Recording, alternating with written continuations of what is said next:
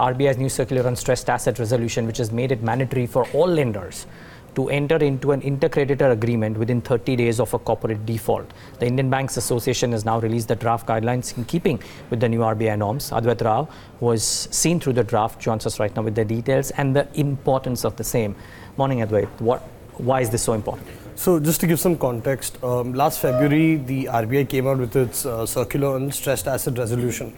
Now, because that circular sort of forced companies indiscriminately across sectors to be pushed into IBC on a one-day default basis, the Supreme Court struck that circular down in February of this year, and the RBI last week issued a fresh circular.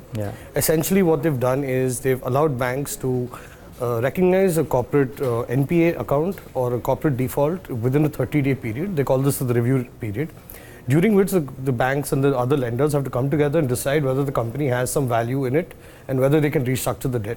So within those 30 days, they have to sign an inter-creditor agreement. They have to appoint a lead lender who will go through the entire resolution process, which is appointing a resolution professional, deciding on what values the company has, the sustainable portion of the debt, the non-sustainable portion of the debt, and go through an entire process of figuring out, is the company restructurable or should it be sent to IBC directly. Essentially, once the agreement is signed, the lenders have around 180 days to finalize the resolution plan, and any dissenting lenders would get some liquidation value based on what is revivable.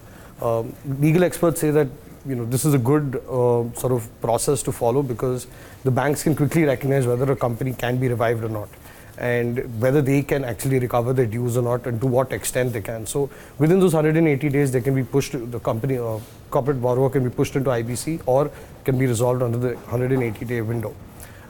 What's interesting about the draft is that it presently only covers the banks. The draft that we have a copy of only covers the banks, but the RBI circular that was issued last week is also including small finance banks, regional rural banks, and ARCs, and systematically important NBFCs and deposit-taking NBFCs.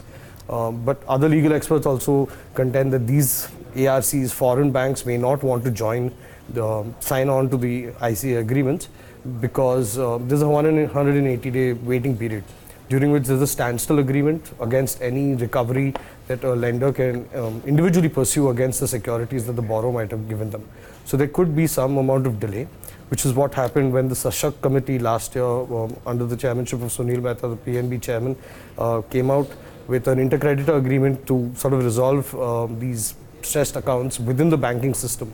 But even there, it took some time for a lot of banks to sign on to them, because they were not sure of whether this process was the most fruitful way to sort of deal with stressed assets. So under the new ICA agreement, the majority of lenders have to vote in favor of a resolution plan. That majority is 75% based on their exposure, or 60% based on the number of lenders who signed on to the ICA agreement.